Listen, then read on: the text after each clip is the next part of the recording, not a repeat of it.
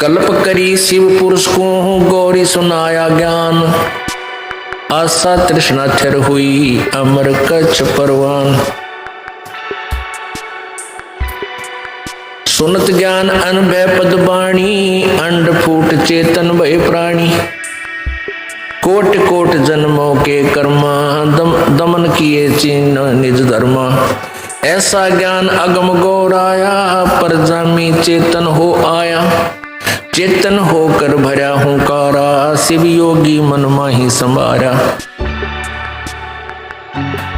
अब जैसे अमरनाथ कैसे बना, एक समय नारद जी पार्वती जी के पास गए। पार्वती जी से कहा कि हे माई, आपके 108 जन्म हो चुके हैं और आप जन्म और मृत्यु के इस घोर कष्ट को सहन कर रही हैं। भगवान शिव जी के पास एक ऐसा अमर मंत्र है कि वो यदि आपको वो मंत्र दे दें तो आपका जन्म और मृत्यु समाप्त हो जाए। अब पार्वती जी ने कहा कि भाई नारद, आप क्या बात कह रहे हो? भगवान शंकर जी मुझसे बहुत प्यार करते हैं और मुझसे कोई भी वस्तु छुपा कर नहीं रखते। यदि उनके पास ये मंत्र होता और मैं जन्मती मरती रहती, क्या ये मुझे देख सकते थे?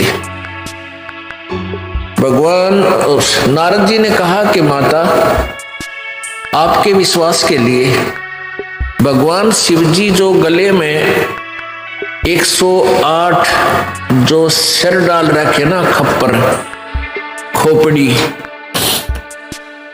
वो आपके हैं।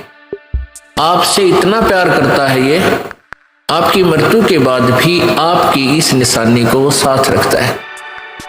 लेकिन मंत्र आपको नहीं दे रहा, ये मुझे नहीं मालूम, ये वही बताएंगे। पार्वती एकदम थर्रागी, सारी काटगी कि सचमुच जो वो शीश, वो गले में उन्होंने जो ये खोपड़ी की माला पहन रखी, वो सचमुच मेरे हैं। कहा माता, आपके हैं। और नारद कभी झूठ नहीं बोला करता। बोला भाई बात तो तेरी ठीक है ऋषि जी। अब नारद जी तो लगा के इंजेक्शन निकल गए। अब पार्वती के बेचैनी होगी कि भी नारद जी ने हमसे क्या लेना देना था झूठ बोल के, और भगवान शंकर जी मुझे मंत्र नहीं दे रहे, ये क्या कारण है? समझ में नहीं आई। भगवान शिव जी सामने घर पर आए और पहले तो पति पत्नी का व्यवहार आपको मालूम है जैसा होता है। ये भले ही परम आत्मा है, यानी श्रेष्ठ आत्मा है, लेकिन है ये भी जीव ही। इनके अंदर भी वही गुण और अवगुण है जो आप जी में है, लेकिन आप जी में हमसे वो उत्तम गुण अधिक है। दुर्गुण भी थोड़े से कम है, पर है अवश्य। तो पहले तो पार्वती नखरे करा करती, जब वो घर पाते इब तक कहाँ थे, आपने हमारा जानने को नहीं, यानी जिस तरह की ये व्यवहार बातें होती है, कभी अकड़ जाती। अब उस दिन जब आए भगवान शंकर जी और चरणों में गिर गई।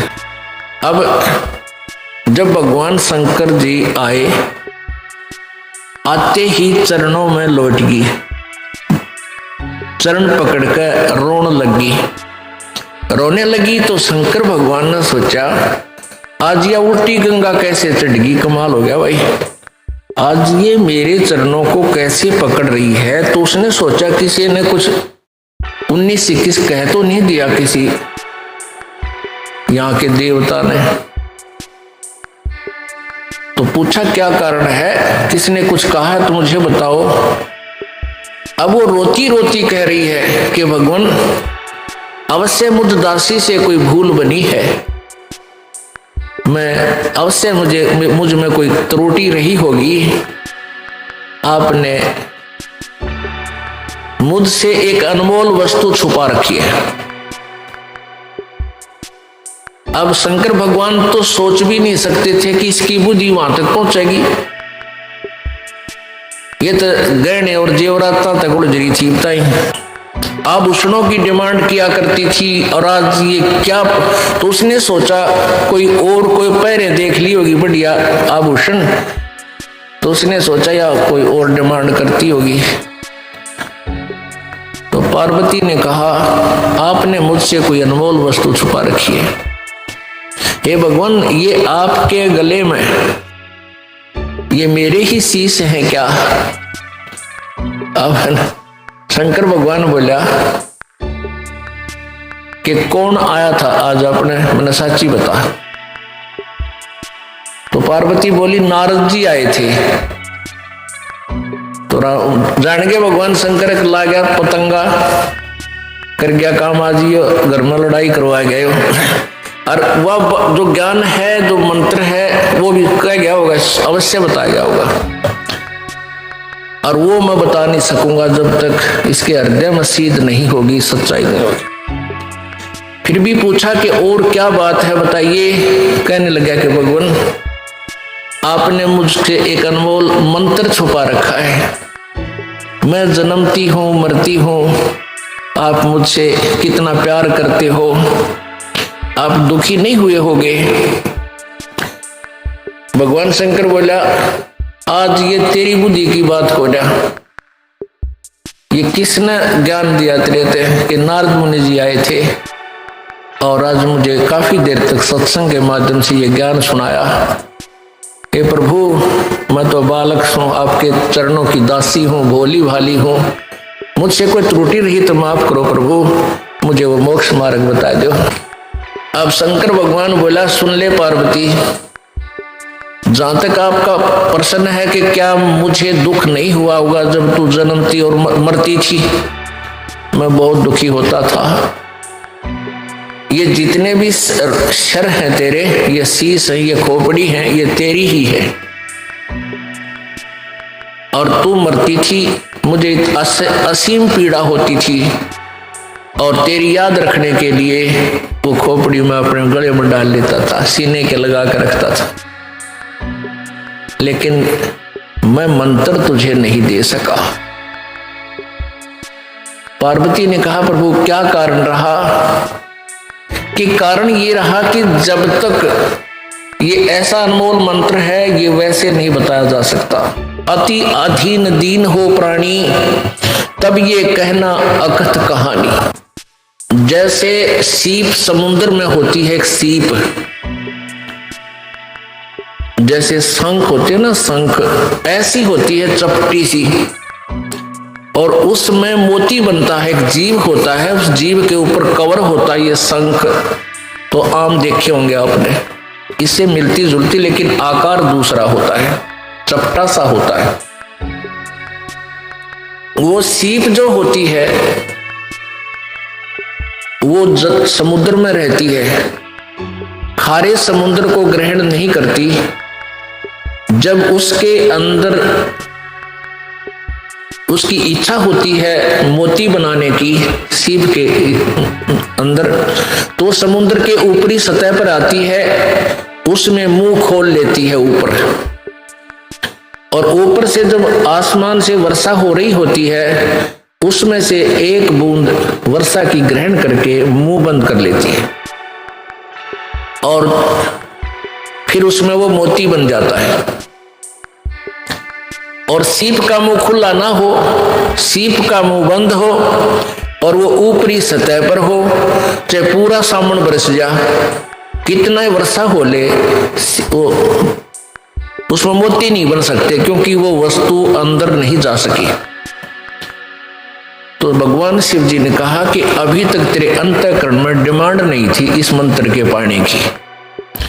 आज जो तेरे अंदर प्रेरणा भरी है, ये नारद जी की वचनों ने, सत्संग ने आपके अंदर यह तड़फ पैदा करती है, और इस तरफ से आज तेरा अंतःकरण का मुंह खुल गया। अब मैं ये ज्ञान दूंगा पार्वती तेरे को, अब तेरे अंदर जाएगी यह वस्तु। और उससे पहले यदि मैं तुझे कहता तू कन्ना पे कटाड़ा थी। मैंने बहुत बार आपसे कोशिश की समझाने की कि परमात्मा की भक्ति करनी चाहिए। प्रभु का मंत्र एक अनमोल मंत्र होता है, उसका जाप करने से मोक्ष होता है।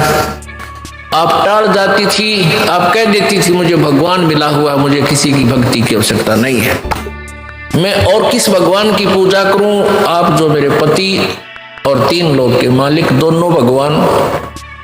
तो इसलिए पार्वती मैं चाह कर भी तुझे ये मंत्र नहीं दे सका। तो फिर कहा कि अब चल तुझे नाम दूंगा, एकांत स्थान पर चलेंगे। ये ऐसा मंत्र है किसी को नहीं बताना, थर्ड पर्सन को, और थर्ड प्राणी हमारी ये बात सुन भी नहीं ले।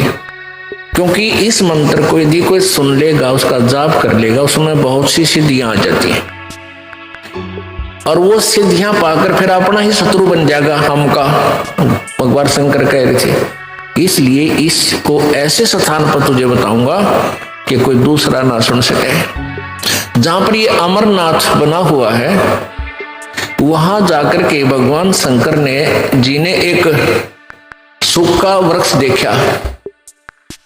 सूखा वृक्ष जिसके कति सूख जाकर पत्ते वत्ते नहीं हो के वो टहनी और तना खड़ा हो, उसके पास जाकर के और ऐसे 3 बार ताली बजाई, ऐसे तोड़।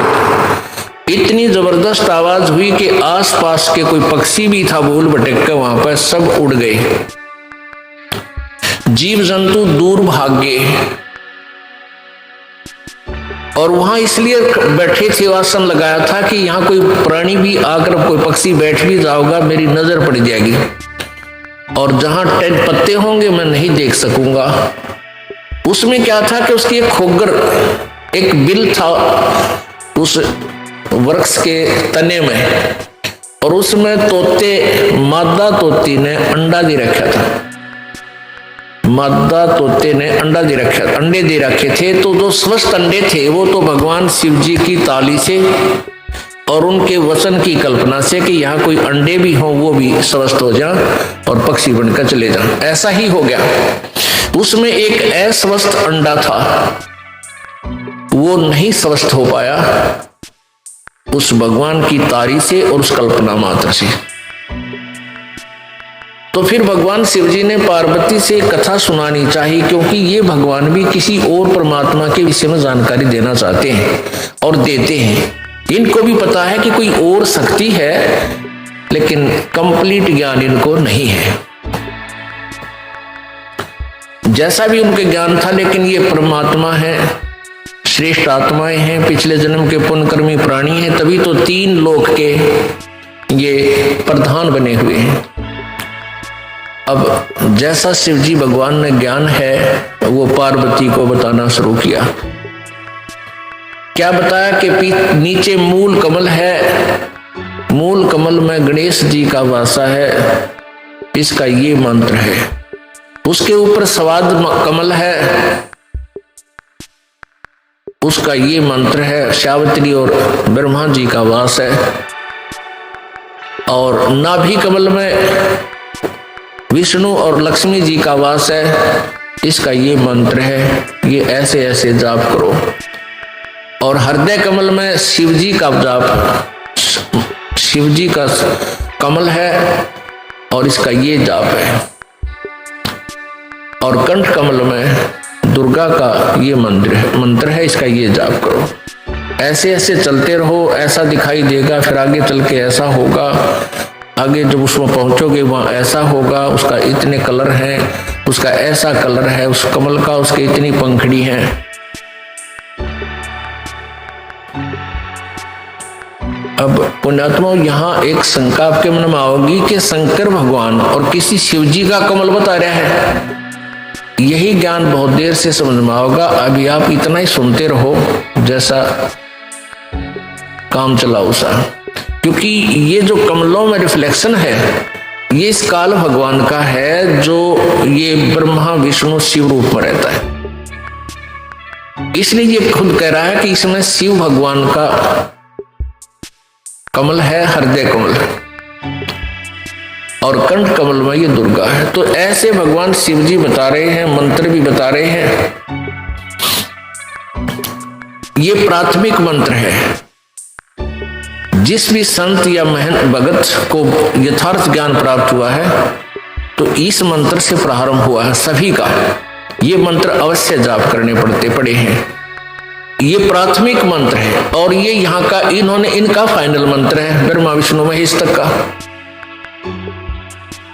जो ये 5 नाम हैं, जो आपको 7 नाम दिए जाते हैं, इनमें से बीच वाले जो 5 मंत्र हैं ये यहाँ के फर्स्ट एंड फाइनल। सारे मंत्र इन में कोई एक जप है, कोई 2 का जाप करे है, कोई 3 का कर ले है। उनको कंप्लीट रेशो नहीं, कंप्लीट चूर्ण नहीं उनके पास, यानी वो पूरी दवाई नहीं बना पाए। ये तो कबीर परमेश्वर जी ने आके हमें बताई कि ये सभी मंत्र इकट्ठे ही ऐसे जाप होंगे तब ये पूर्ण दवाई बनेगी। तो भगवान शंकर जी पार्वती जी को बता रहे हैं और पार्वती जी को बता रहे हैं एक मूल कमल, रीढ़ की हड्डी, बैकबोन के लास्ट एंड नीचे, उससे अंदर की तरफ 2 उंगल ऊपर भगवान गणेश जी का कमल है। उसकी 4 पंखड़ी हैं, उसका ऐसा रंग है, उसका ये मंत्र है, ये जाप कर पार्वती। दूसरा उससे 2 उंगल ऊपर स्वाद चक्र है, सावित्री ब्रह्मा का जाप है, स्थान है, वास है, और उसमें ये मंत्र जाप कर पार्वती ऐसे ऐसे। वो कहते हैं और उसको तुझे ऐसा कलर दिखाई देगा, इसमें ऐसे अक्षर लिखे होंगे इन पंखड़ियां पर। वो कहती हाँ जी हाँ जी, क्योंकि ये भी पुण्यात्मा पिछले जन्म जन्मांतर की अच्छी साधक थी पार्वती, इसलिए शीघ्र ही इसकी आत्मा अंदर की तरफ सुरती चली गई और वो अपना देख रही है। उधर से क्या हुआ कि पार्वती जब पहुंच चुकी इस कंठ कमल की तरफ, इससे आगे को जब चलने लगी वो अचेत हो गई। उसको ऊपर कुछ प्रकाश आदि नजर आने लगा तो बोलना बंद हो गया, क्योंकि अंदर बहुत ज्यादा नजारे हैं, बहुत ज्यादा आतिशबाजियां हैं। वह तो बोलना बंद होगी, आतिशबाजी देखने लगी। उधर से जो तोते का अंडा गंदा था वो स्वस्थ होकर उसमें से पक्षी बन गया, तोता बन गया, पर जामे आई, उसका पंख जामे आई, वो उत्पन्न होगी। और फिर वो कहने लगा हूँ। अब शंकर भगवान ने सोचा ये कौन आ गया भाई, पार्वती तो बोली नहीं रही और किसने सुन लिया हमारा ज्ञान। तो देखा उसकी तरफ, वो तोता बोल रहा था। अब जान गया तोता भी कितना गड़ेगा। अब वो उड़ लिया, तोता उड़ गया, भगवान शिव जी पीछे पीछे, और तोता जाकर के व्यास जी की पत्नी के पास वो शरीर छोड़कर तोते वाला उसके गर्भ में पहुंच गया। जैसे आपको सुबह बताया था, जैसे प्रेत होते हैं, पितर होते हैं, जो पितर सतर्के होते हैं वो किसी भी के शरीर में प्रवेश कर जाते हैं और शांति पूर्वक बैठे रहते हैं। वो अच्छी आत्माएं हैं, किसी को सताना नहीं चाहती, वो शांत रहते हैं। और जो दुष्ट टाइप के व्यक्ति मरते हैं, खरपतवारी, खुरापाती, वह भूत बनते हैं। वो कुछ एक तो उनमें से एक आधा जो कुछ ठीक सी भक्ति रह जाती है, थोड़ी बहुत उनमें अंश, वो दूसरे वो तो फिर भी चुप रहते हैं। बाकी जो खुरापाती होते हैं वो स्वयं नहीं प्रवेश कर सकते किसी में। उनको ये अन्य जो जंतर मंत्र करने वाले होते हैं, ये अपने उस जंतर मंत्र के द्वारा किसी में प्रवेश कर देते हैं। वो तो फिर निचले टेकन के हैं, कोने जिसमें पड़ जाएंगे, गद्दम गद्दा की तो कुछ कर रहे हैं, कि तो कुछ कर रहे हैं, सुनो अचेत कर देंगे, कि तो नो करेंगे बैठ के। वो निकम्मे टाइप के भूत होते हैं, मर्द प्राणी। तो ऐसे वो उसके पेट में पहुंच गया, व्यास जी की पत्नी के पेट में। और व्यास जी की पत्नी भी बहुत पुण्यकर्मी प्राणी थे। अब उनको छेड़ना भी भगवान शिव जी के बस की बात नहीं थी। तो उससे जाकर कहा कि हे व्यास की पत्नी, आपके पेट में मेरे ज्ञान का चोर आया है और इसने ज्ञान सुन लिया और ये अमर हो गया, और इसने तू बाहर निकाल, मैं इसने गढ़ूंगा, इसको जान से मारूंगा। ये कहीं मनुष्य शरीर प्राप्त करके इस मंत्र का कहीं आगे ना ज्ञान करवा दे किसी को। ये बहुत गुप्त मंत्र है, ये हमारे लिए घातक सिद्ध हो सकता है। अब वो व्यास की पत्नी कहने लगी, व्यास जी आगे क्या है भगवान, कैसे आना हुआ, सारी कहानी बताई। तो व्यास जी ने कहा कि भगवान, एक तरफ तो आप कह रहे हो कि अमर हो गया और फिर नो को इसने मारूंगा, अमर को आप मारोगे कैसे? ये भोलेनाथ, अब यू कैसे मरेगा आपसे? शिव जी चला गया, भाई ठीक, बात तो तेरी भी ठीक है। अब ये प्रसंग सुनाते हैं, अब ये सच्चिदानंद घन की वाणी सुनाते हैं। शंखों देह धरी तन योनी, नौ तत् के का बीज न भूनी, मोक्ष मुक्ति का लख्या न भेवा, बर में पुत्र व्यास सुख देवा। सतगुर मिला महादेव बंका, 84 की मिटी न शंका, 78 जन्म गौरी भरमाई, शिव को रुंड माला गल लाई। अर्ध शरीरी देवी गौरा, जिनका थीर भया न भौरा, नारद मुनि उपदेश बखाना, गिरजा सुनो मोक्ष पद ज्ञाना। सुन हे देवी गौरा माई, 68 तीर्थ पर भी नाई, पिंड प्रदान किए कै बारी, खुली नहीं तेरी मुक्ति दुआरी। रुंडमाला शिव के गल माही, सो देवी तुम जानो नाही। रुंडमाला, इसने कहे, इसके ऊपर ये खोपड़ा बच जाता है, इसको रुंडमाला कहें, शीश। रुंडमाला शिव के गल माही, सो देवी तुम जानो नाही। तुमरा देवी रूप विशाला, शिव तो पैर रहे रुंडमाला, परले शंख असंको जाही, अमर कच्छ शिव कल के माही। अमर कच्छ शिव है अनुरागी, तुम देवी गौरी दिल त्यागी। मूल मंत्र नहीं नाम सुनाया, ताते कल्प होवे तेरी काया। अब नारद जी इंजेक्शन लान लग रहा है कि तेरे को भगवान शिव जी ने दिल से त्याग रखा है और तेरे को ये मूल मंत्र नहीं बता रखा, उससे तेरा मोक्ष हो सकता है। महादेव देवन पति देवा, जाकी करी न गौरी सेवा। अब पार्वती जब ये कहने लगी कि हे नारद जी, ऐसा नहीं हो सकता कि भगवान शिव जी मुझसे कुछ छुपा के रखें, मैं नहीं मान सकती। तो नारद जी क्या कह रहे हैं कि अभी तक तो आपने भगवान शिव जी को एक पति रूप में डील किया है, आज उनको गुरु रूप में डील करना। क्या बताते हैं? शिव है मोक्ष मुक्ति, महादेव देवन पति देवा, जाकी करी न गौरी सेवा। अब ये जो ज्ञान बोला जा रहा है ये पुराणों से है। अब ये जो सच्चिदानंद घन की वाणी यानी कबीर परमेश्वर की वाणी है जो गरीबदास जी बोल रहे हैं, ये गरीबदास जी की के सतर का ज्ञान नहीं है, जो पार्वती और नारद जी की वार्ता हुई वो बताई है। नारद जी को कितना ज्ञान है, ये शिव जी को महादेव और देवताओं के भी देवता मानते हैं, वो अपने सतर से बोल रहा है। यहाँ निर्णय आगे देंगे गरीबदास जी इसका। ये नहीं समझना कि इस वाणी में भी तो लिखा है कि महादेव, शंकर भगवान को महादेव लिखा है, देवताओं का भी देवता लिखा है। ये उनकी वार्ता एज इट इज लिखी गई है। महादेव देवन पति देवा, जाकी करी न गौरी सेवा।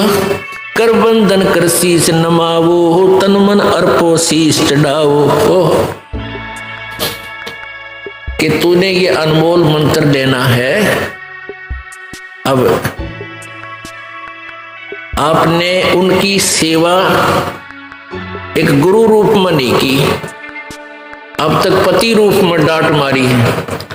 और कर बंधन कर जो शीश निभाओ, ओहे हाथ जोड़ के शीश निभाओ, और तन मन अर्पो शीश चढ़ाओ। शिव है मोक्ष मुक्ति के दाता, तासे भेद कहूँ गौरी माता। चरण गहो चिंता मणि केरा, ताते प्राण अभय हो तेरा।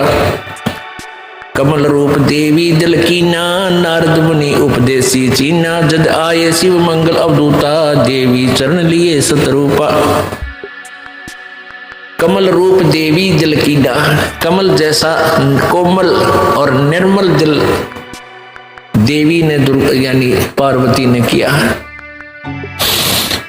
और कैसे उसके अंतःकरण में ये तड़प जागी कि वो नारद जी मिल गए। इसका वर्णन बता रहे हैं कि कमल रूप देवी दिल कीना, नारद मुनि उपदेसी चीना।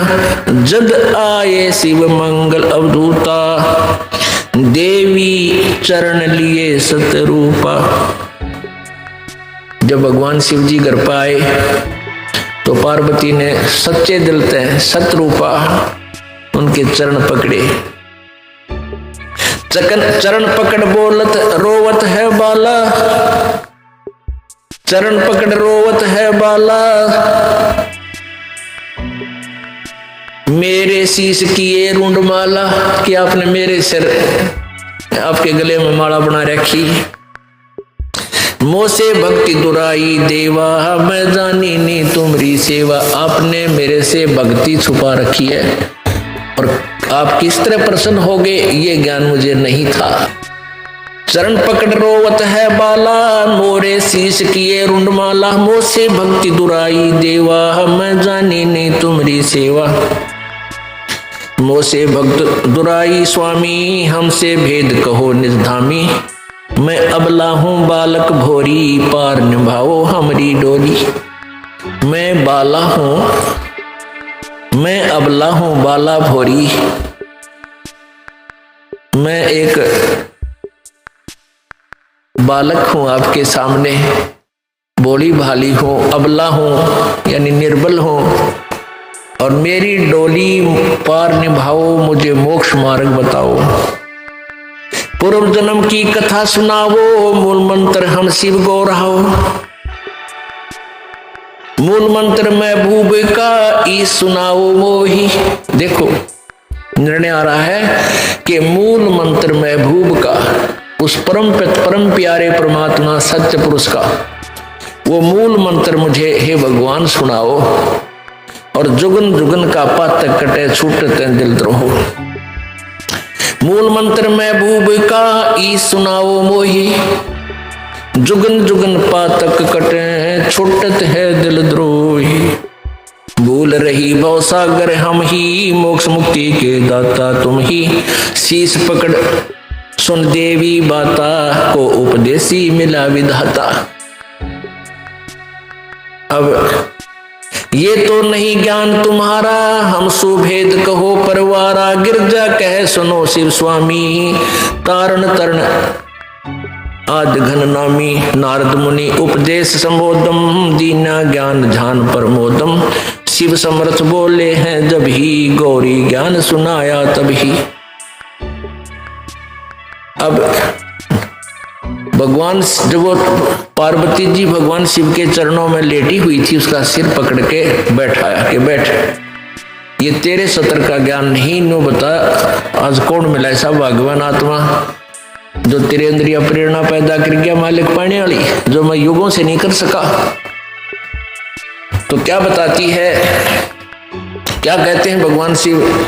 शीश पकड़ सुन देवी माता, को उपदेशी मिला विधाता।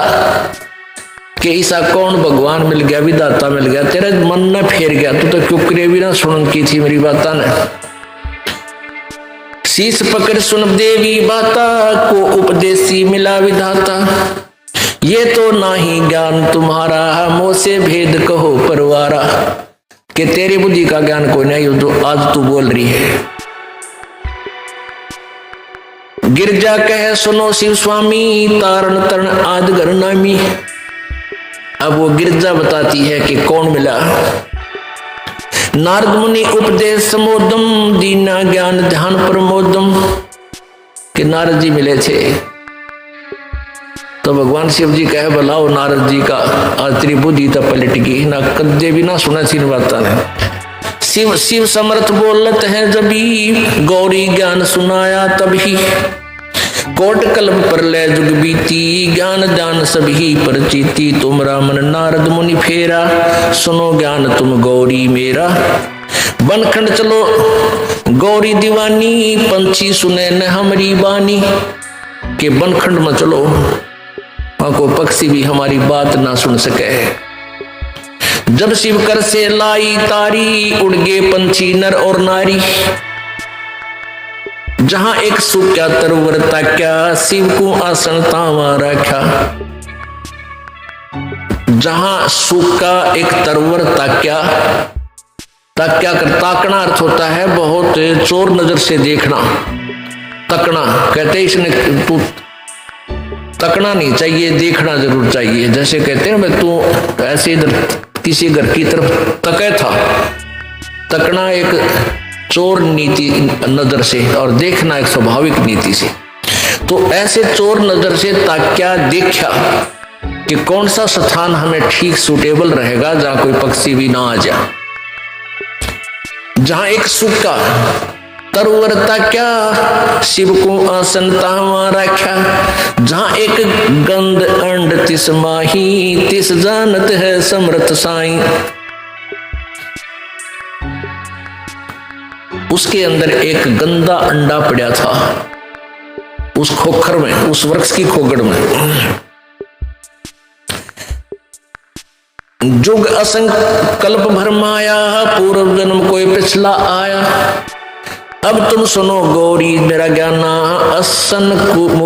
आसन मुख कर कूट ईशाना। आसन पदम लगाओ गोरा, मेर दंड सूदा कर बोरा। अब देखो कहां तक बता रहे हैं कि वो गंदा अंडे वाली आत्मा जो सुखदेव बना, कहते उसका असंख्य जन्म का कोई पुण्य कर्म आगे आ गया और वो गंदे अंडे वाली आत्मा में वो जीवात्मा पड़ी थी।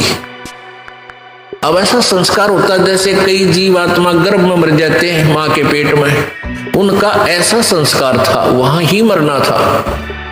ऐसे ही जब गंदा अंडा था तोते का, वो गंदे अंडे में वो जीव था। पहले अंडे में जीव था, वो गंदा अंडा हो गया, स्वस्थ नहीं हुआ, रोगी हो गया। अब फिर भी वो आत्मा उसके चिपक रही थी, उसको अपना मान के छोड़ती नहीं। जब तक कति नष्ट भ्रष्ट वो कति कंडम फोहा नीले रेत आत्मा ना मिले, तब तक उसका चिपकी रहती है। ऐसी वृत्ति हमारी काल ने बढ़ा रखी है। अब ये फूल क्यों उठाते हैं? अस्थियां जो व्यक्ति मर जाता है, मृत्यु हो जाती है स्त्री पुरुष की, तो उसको जला देते हैं, स्वाहा करते हैं हिंदू रीति में, हिंदू समाज में। तो फिर उसके वो अस्थियां क्यों उठाते हैं? अब ये पहले जीवात्मा जाता है तपस्या पे, मनुष्य शरीरधारी, वहां इसका बक्कल उतर ले है, इसमें से जो गंध है वो निकाल कर फिर यो भेजा था धर्मराज के पास। धर्मराज के पास इसका ऑटोमेटिक कैलकुलेशन पावर है, ये इतने कर्म किए, ये तेरा जीवन जा भगवान, तो ये प्रेत बन जाता है मान लीजिए। तो प्रेत बनते ही फिर सीधा इसको पटकते हैं नीचे, ये सीधा आता अपने घर ने, घर में इतनी लंबी कील गाड़े पावे, फिर यू बारे बार फिर देखता है तेरे शरीर को कहाँ ले गए थे, शमशान घाट में। वहां पहुंचता है ये सूक्ष्म शरीर में, ये प्रेत आत्मा बनकर। तो वहां वो अपनी हड्डियों को अपनी मानकर उनका चिपक जाता है। अकिया मेरी या मेरी क्यों ताजा जला पावे, नहरी पहचान हो सब उसकी तय, उसका चिपक जाए, ये है मेरा शरीर।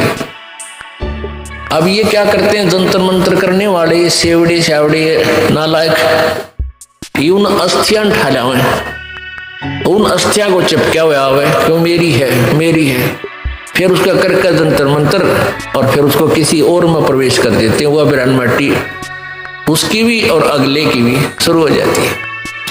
तो इन पेट भर संतों ने, ऋषियों ने, गुरुओं ने क्या सोचा कि इनने एक धंधा और दे दिया, जिसका मरे है यो स्त्री या पुरुष, उनको ये कहने लगी इनके पास कोई मोक्ष मार्ग तो था नहीं कि इसका कल्याण हो जाए बेचारे का।